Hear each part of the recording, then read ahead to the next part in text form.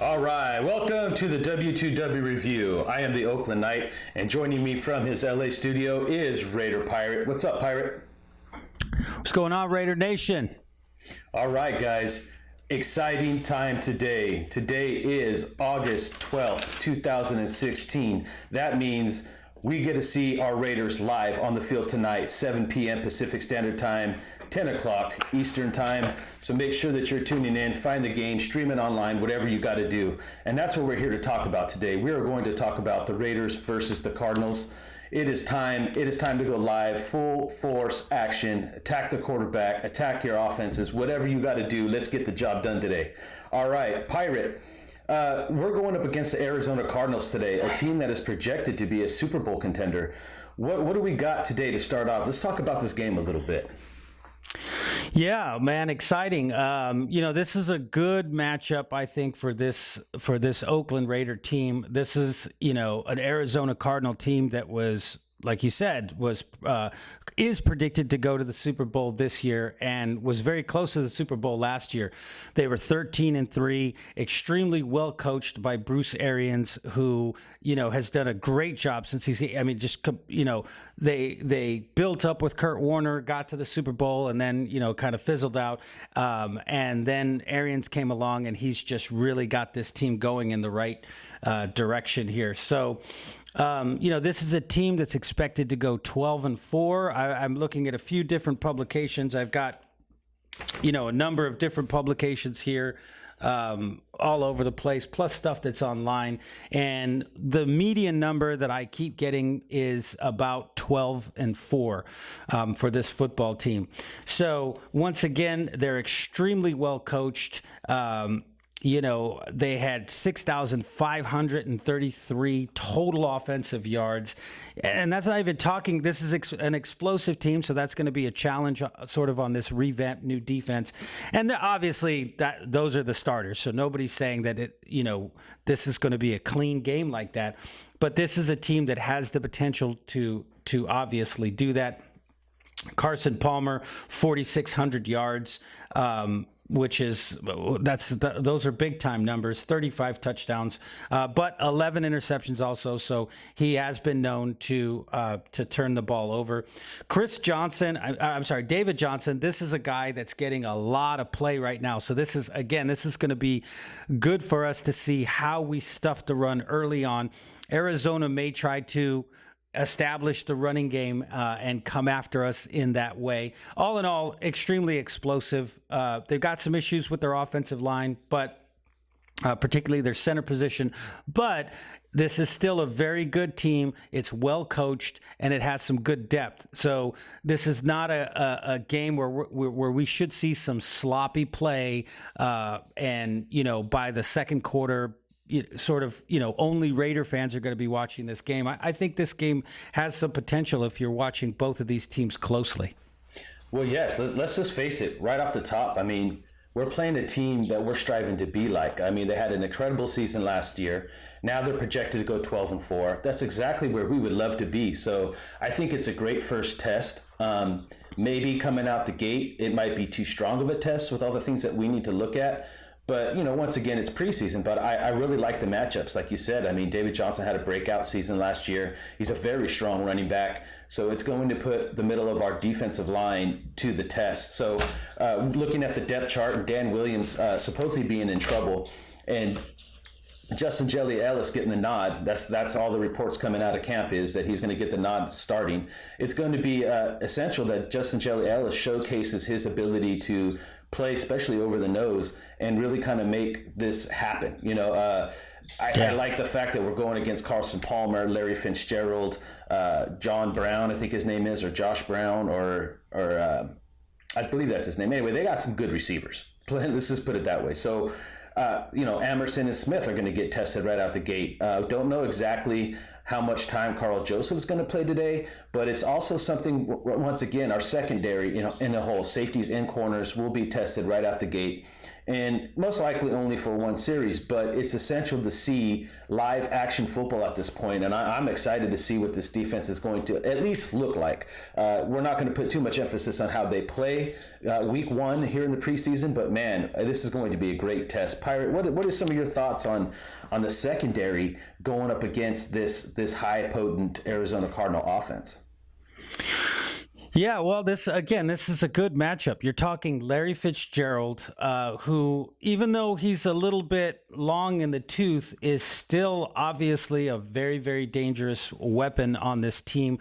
Michael Floyd, like you were talking about, John Brown. And again, you look at Jermaine Grisham. So, here's a good test for our linebackers and our secondary to see whether or not we can stand up against a guy that can do some things from the tight end position. So it puts a lot of pressure across the board when you've got a guy like Carson Palmer that can throw the ball, get the ball to the guy who's open. You got a running back that in most fantasy leagues, I mean, it's a guy that you're going to pick right after Le'Veon Bell. So this is an extremely explosive running back. You've got a very reliable and crafty Larry Fitzgerald, very reminiscent of a Jerry Rice. I think he's got a lot more left in the tank than Jerry Rice did when he came to the Raiders, but he's just kind of that crafty, can get open. They extended him. They extended Carson Palmer. So clearly they're not seeing that decline that the rest of the league is sort of pointing at, like, well, these guys are getting old. And then you've got, just up and comers. Michael Floyd again is not an up and comer, but has been extremely productive. So it's going to come down to, can we generate the type of pressure? This is a really good. Not only for the secondary, can the secondary cover? And I think this is a good matchup. I think Emerson and Sean Smith match up well against these type of receivers. That's why that's why Seattle has success against Arizona in a limited fashion. The bigger, stronger press. So we're going to get sort of an idea here. But again, it's going to be a really good test for DJ Hayden.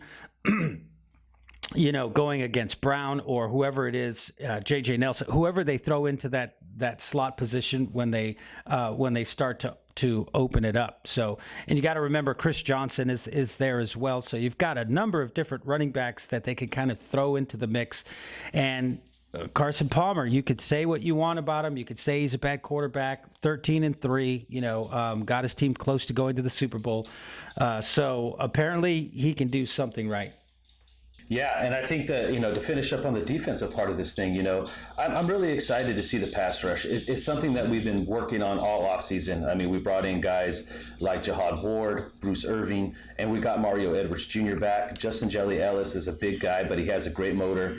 Khalil Mack. I mean, and I know a lot of these guys we're only going to see maybe for a series 2 at the most, but I'm excited to see what kind of pressure we're going to be able to generate. I think that is the main focus as far as our starters on the field, because that's where it's all going to start. And I think that we're going up against the perfect kind of offense to really test this thing out. This is a great opportunity to get some good film tape to break down and look and make adjustments as we move forward. But now let's flip the script a little bit and let's talk a little bit about Arizona's defense and what kind of stuff that they're going to be coming at us with and some of the type of the players that they have versus our offense, which we have high expectations for too. I mean, we're coming off a fairly productive first half of the season and we dropped off in the second half, but I'm excited to see these starters, especially across the offensive line. Pirate, can you share maybe some of your thoughts of how you view our offense versus the Arizona Cardinal defense tonight? Yeah, absolutely. I mean, this is if you want to try to run the ball, this is the type of team that you're going to have to prove that you can do it against. 3 big, strong guys on that defensive line, fast linebackers that can rush the passer, that can fill the gaps. You're talking about Calais Campbell, Corey Peters, Rodney Gunter, all big, strong guys that are going to get in there and they're going to take up one or two guys a piece, right? That's their job. It's not fancy. They're not going to get in there and, create, incredible, sack numbers at the end of the season. Their job is just to let those linebackers run around, use their speed, and to hit things. Chandler Jones, their strong side linebacker, is having an incredible camp. Had a really big time season last year. Came on really, really, really strong. And then in the secondary, Brandon Williams is another guy that they're talking about when you look at the Arizona Cardinals website and when you read some of the articles. This guy came on last year, played well next to Patrick Peterson, and now is really beginning to shine on his own. He's kind of stepping out of that shadow. Teams, when you've got a guy like Patrick Peterson, tend to try to stay away from the opposition. So they are going to throw at who they could throw at, like they did with DJ Williams or whoever was opposite Emerson last year.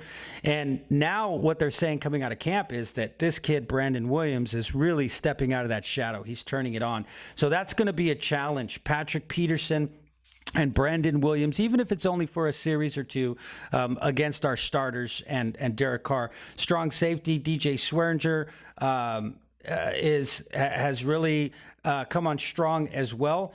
But I believe that Tyvon Branch, this game is going to be playing for Tyrann Mathieu. He will not be playing. So we're going to be seeing Tyvon Branch again.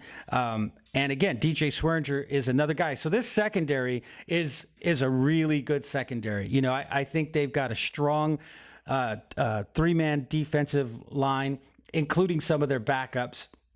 And they've got guys that can just run and hit. This is a ferocious defense. Make no mistake about it. They've got Robert Nkemdiche, who some people were saying, hey, we should go ahead and pick with our pick. So, they've got some rotation there. But again, this is going to be a fantastic test for Bill Musgrave, Derek Carr, and this offense. And from my standpoint, ultimately, this season, my highest expectations is for our defense to come alive and be really strong. But I don't see them there might be a little bit of a learning curve, a small one. It might take a little bit more time to get the momentum going. But this offense, I also have high expectations for. Like I said, they had a great first half of the season last season. And yeah, they tapered off towards the end, and they had some struggles. They had some injuries. We couldn't run the ball, things of that nature. But bringing these guys back under the same system, Derek Carr entering his third year, Bill Musgrave implementing once again his system for the second year in a row. Carr is allegedly more comfortable in the offense. He's calling plays from the line of scrimmage. So I'm expecting this team to come out clicking right away. There's a lot of chemistry between him and Cooper. Him and Crabtree had just built on some great chemistry they had last season. But the key focal point for me, especially in this game early on in the first few series, is that running game. We brought in Kelechi Osemele. We moved Gabe Jackson over to the right side. Medelec Watson is healthy at the moment, and he's going to be playing that right tackle position. We got some big, strong, powerful dudes right there in the middle, man. And I want to see this running game have some success early on. And at this point, I don't even care, if it's Latavius Murray, DeAndre Washington, Tywan Jones, throw whoever back there. They should be able to run behind this offensive line. And I'm going to be looking at it from a curve standpoint too, and try to understand that with Gabe Jackson moving to right tackle and Osemele, this being his first start for us. I mean, there's going to be some time there too to get this offensive line to fully gel. But at the same time, I mean, these are big, powerful, proven guys that could block and move bodies. So we still should be able to have some success running the ball, which should free up our receivers on the outside. I'm excited. And as far as Arizona's defense, once again, what a great matchup. You're going against some good corners, strong safeties. They got a good defensive front, and they're going to bring the noise, and we got to be able to stand up to the pressure. So, unlike all the reports that we've been getting as of late, as far as OTAs, mini camp, and 2 weeks of training camp, their quarterback, their players, no one's going to be wearing red shirts. Everybody's going to be able to attack full speed. And this is going to be a great test for our team moving forward. So, like I said, I really want to see this offense click early. The question would be, Knight, do you expect them to score first drive? As a football fan, absolutely. As an analyst, no, not necessarily, but I do expect us to move the chains. I get some good yardage and maybe give Janikowski a shot at a field goal. And bare minimum, I'm at least looking to have a scoring drive. I believe that this offense has the experience and the continuity to be able to do that. Now we're at the part of the season this far that we really need them to build that consistency. So it starts tonight, guys, 7 o'clock Pacific Standard Time. And don't forget, we're going to be jumping on immediately after the game on a live broadcast right here on YouTube, taking your phone calls. You guys could share your thoughts. You guys could vent about certain players, get excited about certain players. We're going to be kicking that off immediately after the game. So Pirates, your final thoughts on this matchup coming up tonight. Yeah, I'm just excited to see what guys like Seth Roberts, Andre Holmes, Hensley, Johnny Holton, who's been tearing it up in preseason. Like we told people in our, training camp extravaganza, the Kenny Stabler tribute that we did, you guys can go and look at that on YouTube, episode 6 of our weekly show.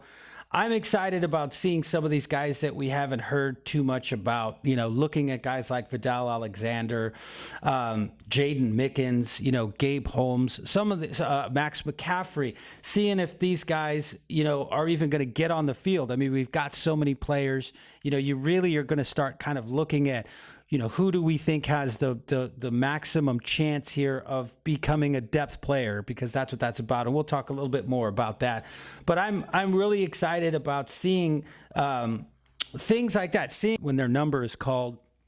Do they make plays? How does McGloin do? It's going to be our first look at Connor Cook, even if he only gets a limited amount of playing time. How does McGloin do when he comes in? And, just kind of get an idea about that. McCants, how does he play at left tackle? Has he improved? So this is going to be, it's exciting, man. It's here. It's game day. It's getting us juiced up. It's getting us hyped. So it's going to be fun.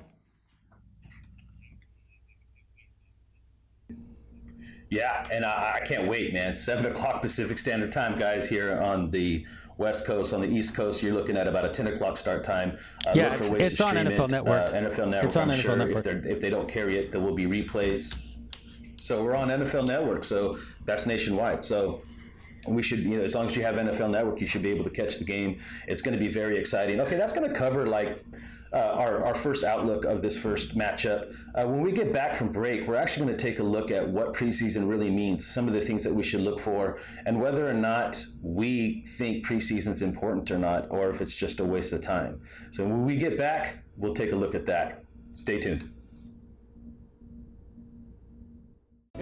Carpets is celebrating the holidays with a huge inventory clearance sale. We have the best prices and guaranteed installation. Why would you buy anywhere else? Whether you're looking for laminate, vinyl, carpet, tile, or wood, we have it all. Save up to 50% on selected items. Room-size rugs, only $69. Visit Carpets at one of our 6 Bay Area locations or call us at 1-800-355-4MMM.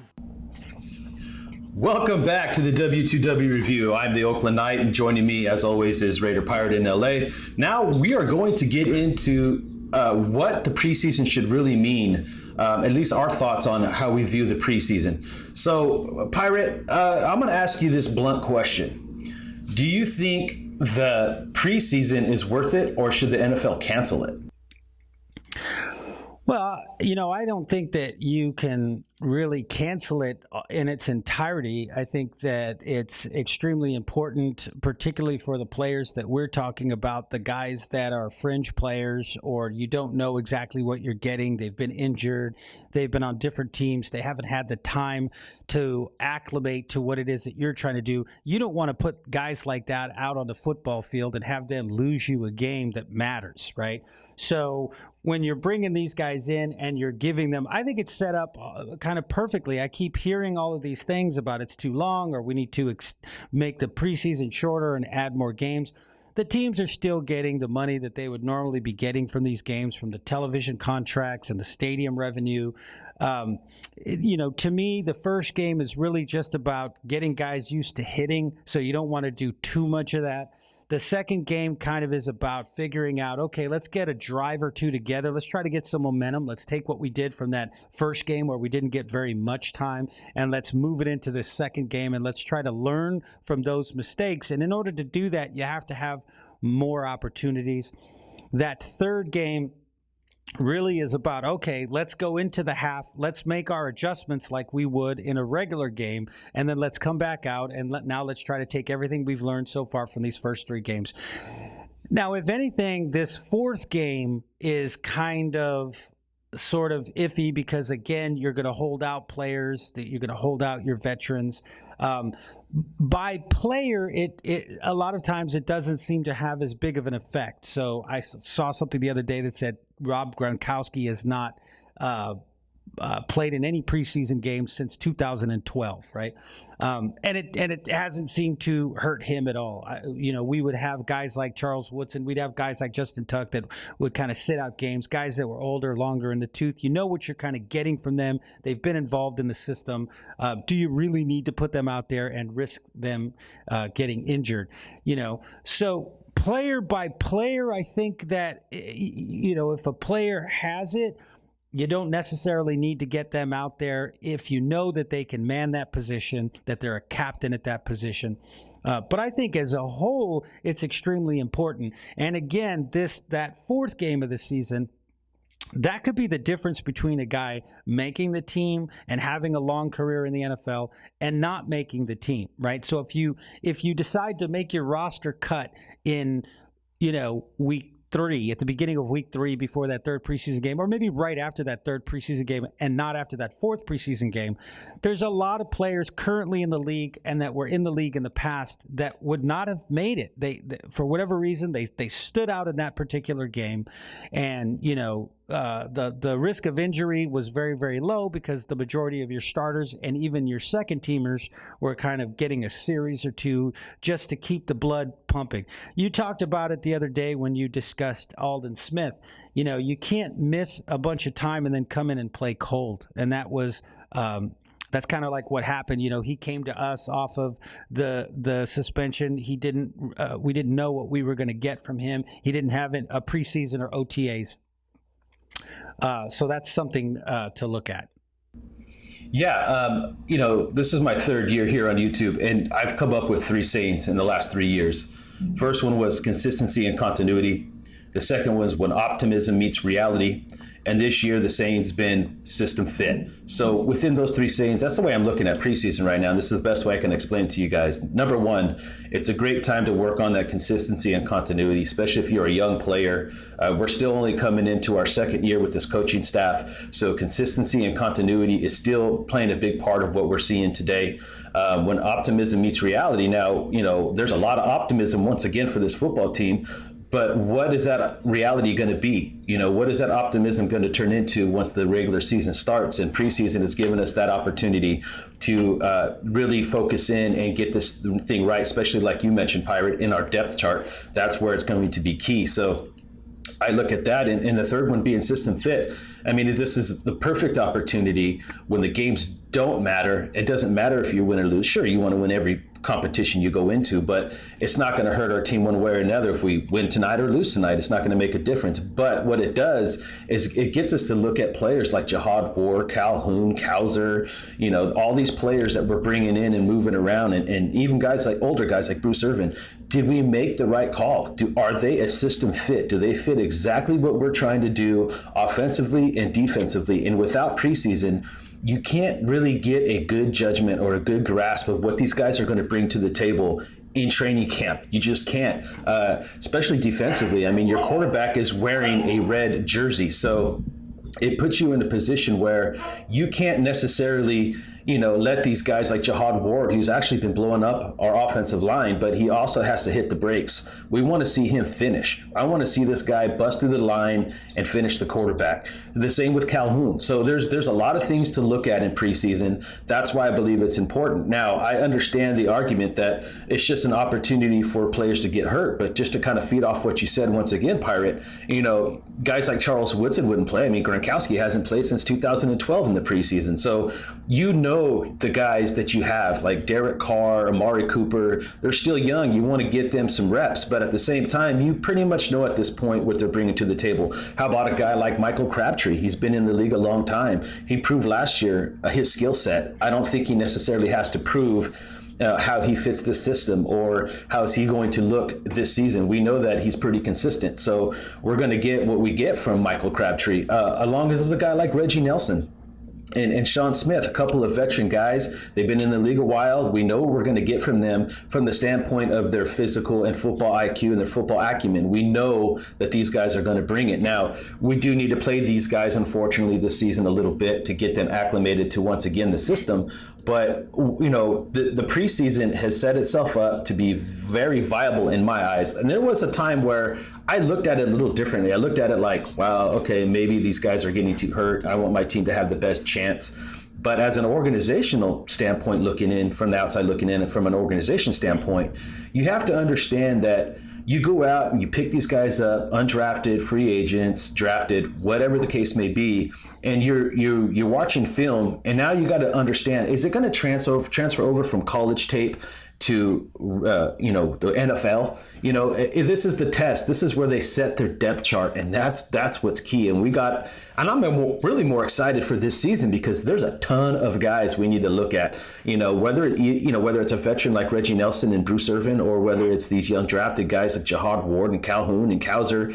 How are we going to get them to fit the system and understand the system, and even more importantly, a guy that we talked about yesterday in Ben Heaney, a guy that's coming into his second year. He's wearing the green sticker. This gives him his first, chance to come in and get these guys together. Not so much the guys he played with last year that he did it a little bit, but maybe some of these new pieces that have to understand what he's calling and how he's going to line them up and how he sounds when he's on the field and the crowd's going wild and the offense is shifting around a little bit. It's very vanilla, but yet very key. What are your thoughts about that, partner? I agree. I mean, I think that this is a big time. It's going to be our time. Again, we have a quarterback that's in camp that was considered a high draft value quarterback in Connor Cook. We're going to see Matt McGloin. Can Matt McGloin, who seems to be the quarterback killer outside of Derek Carr, he's been able to kill anybody else that's kind of come in, whether they were a high-priced free agent or, guys that were drafted sort of after him. Again, other than Derek Carr. Derek Carr seems to have a firm hold on the starting position. But it's another opportunity for us to see Matt McGloin, see where he is. Is he really, really, like you were talking about in the last episode, is he going to hold on to this thing? Is he going to show us that, wow, you know what, this guy really does have starting potential? Connor Cook, how is he going to progress against some of these wide receivers? But something else that we have to also look at, and again, before I move on to that point, secondary, again, is another one where for the first time we're going to start seeing, where's McGill playing? What are they doing with TJ Carey? How is the secondary shaping up? Where are they going to play who and what's going to happen? So it's going to give us a lot better look. I think that's the only place where we don't have as much information as we need. But another thing to remember is that different teams and different coaching staffs are going to use the preseason for different reasons. Some guys are going to go out there and they just want their team to finish. Other guys are, basically in the inception process where they're taking an offense, it's never worked before, and they need to see who's going to be, they don't know who is going to be the starters. They don't know. They're not in a position like we are where you could say across the board, I think we know who the starter is going to be. The training camp for the Cleveland Browns, and I hate to keep harping on the Cleveland Browns and Hugh Jackson, but, we were there, right? We were there. But the training camp when Dennis Allen came in and the training camp that's happening right now are two different training camps. Dennis Allen was trying to figure out who was going to play, what you were going to do. I think Jack Del Rio really, and it's a term that's thrown around a lot, I think he has his finger on the pulse of this football team. So other than the Oakland Knight, that one's for you, Slim Steve. Other than the Oakland Knight, I think that Jack Del Rio has his finger on the pulse of this football team, and he knows what it is that he's looking for. So now what they're trying to do is they're just trying to get their chemistry down, right? They're just trying to get they know the system, they know the players. They've got a few extra pieces here and there, but the pieces are upgrades. They can do the types of things that they want to do. So it's no longer sort of about, well, who do we have and who are we going to play with and what are we going to do in this situation or that situation. I think for our football team now, this is really about kind of developing what other teams talk about, sort of that they've played together for years. They know what each other is doing. It's really about getting those reps, those practice reps. It's not about learning a new system. It's not about trying to fit a square peg in a round hole. It's not. This year is much more about, okay, this is what we want to do, and now we have the personnel that we feel extremely confident can do that. And you can't say that for all football teams. And so that's why I say you can't just get rid of preseason. It sort of it gives some teams the opportunity to figure out what they want to do. It gives other teams the opportunity to tighten up what it is that they're trying to do. And then again, I mean, you can look at it in certain ways of creating a character, creating, we want to be hard-nosed, we want to be finishers, we want to have stamina, we need to get ready for the grind, those types of things. So in my opinion, it serves a couple of purposes. I don't think we should go with a longer game schedule. That really increases the risk, if you ask me, of injury as opposed to preseason, because you are throwing in so many different players in preseason. The numbers the likelihood of your stars getting injured is equal to or less than your backups or guys that will never even play on the team. Whereas if you do regular season games, the chances of your stars getting injured are exponentially higher. So it's something like 78, 79% as opposed to maybe 25% when you're playing these preseason games. So it serves a lot of different purposes. I would love for the season to begin today. But again, I don't know anything about this team. I don't know. You know what I mean? It's like, do I really want them? Do I really want it to start today? The referees are getting used to it. The players are getting used to it. The coaches are getting used to it. So again, we've got a staff that's used to each other, and that's valuable, okay? That's why playing against this team, this Arizona Cardinal team, I'll let you go in just a second here, but playing against this Arizona Cardinal team, if you look at it, Arizona, Green Bay, Seattle, these staffs have been together for a long time. They have continuity. The players have been together for a long time. They have continuity. This is probably the first time, and it's only 2 years. It's only the second year, but this is probably the first time in a long time where we can look back and we can say that we actually have some continuity here. As a staff heading into the season. So sorry for cutting you off. No, you're fine. I was cutting you off. Let's take a look at this real quick because we're getting ready to run out of time here. But I wanted to ask you one quick question, and then I'll wrap it up, partner. Give me one player on offense and one player on defense that you're going to be focusing on tonight as far as keeping an eye on how they're developing. Young, old, it don't matter. That's a tough one. DeAndre Washington, I'm really excited about seeing, but I also want to see what Seth Roberts can do if, given a little bit more time against this type of a secondary. We know what's going to happen on the outsides. We know what's going to happen with Amari Cooper. We know what's going to happen with Michael Crabtree. They're going up against two of the best at their position. What I'd like to see is what happens when we have to make a play either with the tight ends or if we have to make a play with Seth Roberts. So Clive Walford, Washington, and I think on defense, I would probably have to say I'm really interested in Irvin and Smith as the two new acquisitions. Irvin, just because I want to see what he can do rushing the passer, and Smith because I'm excited. We've got a big, strong guy like they do in Seattle that can change some games. So I'd like to see how that matches up.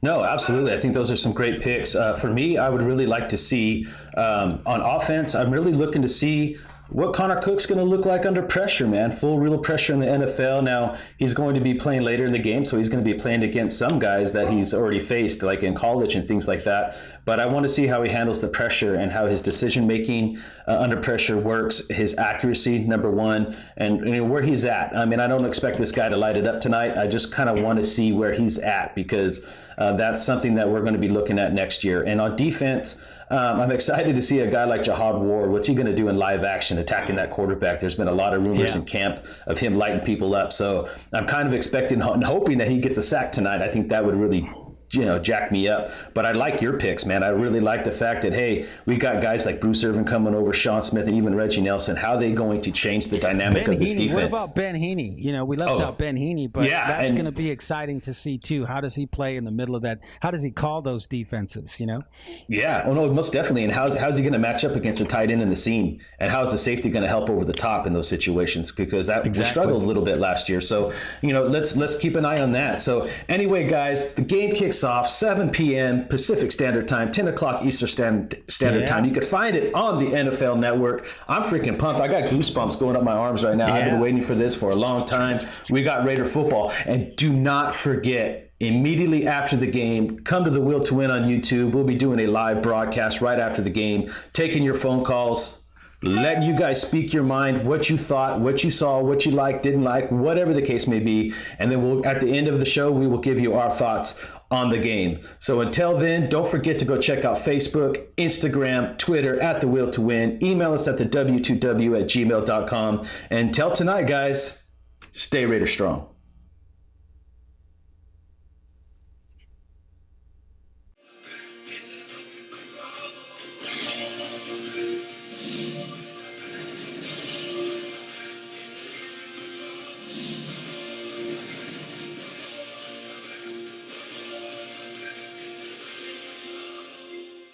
Hey there, I'm Jason Smith, also known as the Oakland Knight.